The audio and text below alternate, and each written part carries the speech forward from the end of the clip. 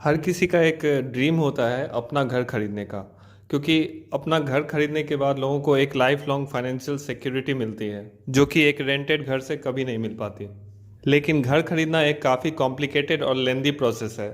फिर चाहे हम बात करें सालों की सेविंग्स लगा देने की या फिर एक अच्छी लोकेलिटी में एक सही प्रॉपर्टी लेने की। ज़्यादातर लोग घर खरीदने के लिए हाउसिंग लोन पर डिपेंडेंट होते हैं, लेकिन उन्हें पूरा प्रोसेस पता नहीं होता है कई बार। इस वीडियो में मैं बताऊंगा होम लोन लेने से पहले के 7 स्टेप्स जो कि हर होम लोन लेने वाले को पहले से पता होना चाहिए। नमस्कार दोस्तों, मेरा नाम है अमित। तो चलिए शुरू करते हैं। जो सबसे पहला स्टेप है वो है एप्लीकेशन फॉर्म भरना। होम लोन लेने का प्रोसेस एप्लीकेशन फॉर्म भरने से स्टार्ट होता है। द एप्लीकेशन फॉर्म जो होता है वो सबसे बेसिक डॉक्यूमेंट है जिसमें आपकी पर्सनल इन्फॉर्मेशन जैसे कि आपका नाम, पता, phone number, occupation, monthly income और एनुअल इनकम और एजुकेशनल डिटेल्स लिखे होते हैं।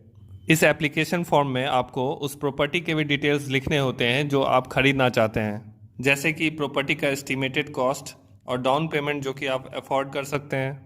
यहाँ पे एक बात और ध्यान रखनी है कि इस फॉर्म के साथ आपको अपना आईडी प्रूफ, पिछले 3 साल का income tax return, bank statement, ये सब जमा करना होगा। जो अगला स्टेप है वो है डॉक्यूमेंट वेरिफिकेशन। जब हम ये सारे डॉक्यूमेंट्स बैंक में जमा करते हैं तो बैंक आपके दिए हुए इंफॉर्मेशन और डॉक्यूमेंट्स को वेरीफाई करती है। इस प्रोसेस को कंप्लीट होने में 2 दिन तक का समय लग सकता है। इस पीरियड में आपको बैंक के द्वारा बुलाया जा सकता है फेस टू फेस इंटरव्यू के लिए। इसका मकसद ये जानना होता है कि आप जो लोन अमाउंट है उसका रिपेमेंट सही समय पे कर पाएंगे या नहीं। जो तीसरा स्टेप है वो है बैकग्राउंड चेक। डॉक्यूमेंट वेरिफिकेशन के अलावा बैंक एक इंडिपेंडेंट बैकग्राउंड चेक भी करती है जो बोरोवर होते हैं उसके क्रेडेंशियल्स के, current address, previous address, office contacts, employer, ये सारी चीज़ें चेक की जाती है।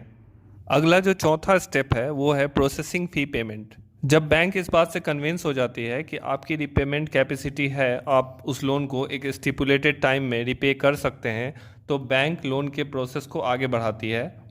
लोन प्रोसेसिंग के लिए आपको एक फ़ी बैंक को पे करना होता है जो कि टिपिकली 0.25% से लेके 0.50% होता है, जो प्रिंसिपल लोन अमाउंट है उसका।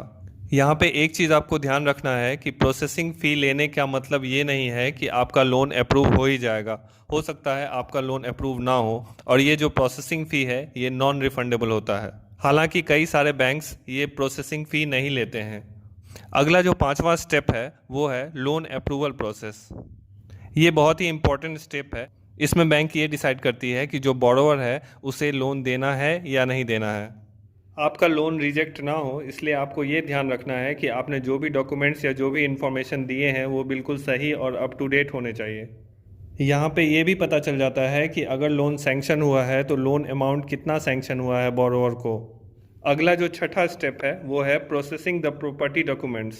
जब बोरोवर को ऑफिशियल सैंक्शन लेटर मिल जाता है लोन का, तब उसे जो प्रॉपर्टी के ओरिजिनल डॉक्यूमेंट्स हैं वो उस बैंक में जमा करना होता है जहाँ से वो लोन ले रहा है। इसका मतलब ये हुआ जो प्रॉपर्टी है और उसके डॉक्यूमेंट्स हैं वो बैंक की कस्टडी में रहेंगे तब तक जब तक कि पूरा लोन अमाउंट रीपेमेंट नहीं कर दिया जाता बोरोवर के द्वारा। अब जो ओरिजिनल प्रॉपर्टी डॉक्यूमेंट होता है उसमें क्या क्या होना चाहिए? जो सेल एग्रीमेंट है वो होना चाहिए, एनओसी होना चाहिए रिलेटेड अथॉरिटीज़ से, जो सेलर है उसका आईडी प्रूफ, एड्रेस प्रूफ, ये सब होना चाहिए।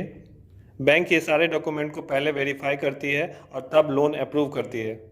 बैंक अपने रिप्रेजेंटेटिव्स को 2 बार भेजती है फिजिकली विजिट करने के लिए प्रॉपर्टी साइट पे, एक बार लोन अप्रूव होने से पहले और एक बार लोन सैंक्शन होने के बाद। जो 7वां और फाइनल स्टेप है वो है लोन डिसबर्सर। इस स्टेप में वो सारे एग्रीमेंट साइन किए जाते हैं जो कि लेंडर यानी कि बैंक और जो बोरोवर है उसके बीच में फाइनल होता है। इसमें जो सैंक्शन अमाउंट है वो, जो रिपेमेंट पीरियड है वो, और जो ईएमआई रिपेमेंट होगा, वो सारी चीज़ें साइन की जाती हैं। इस वीडियो में मैंने आपको बताया 7 स्टेप्स के बारे में जो कि फॉलो किया जाता है।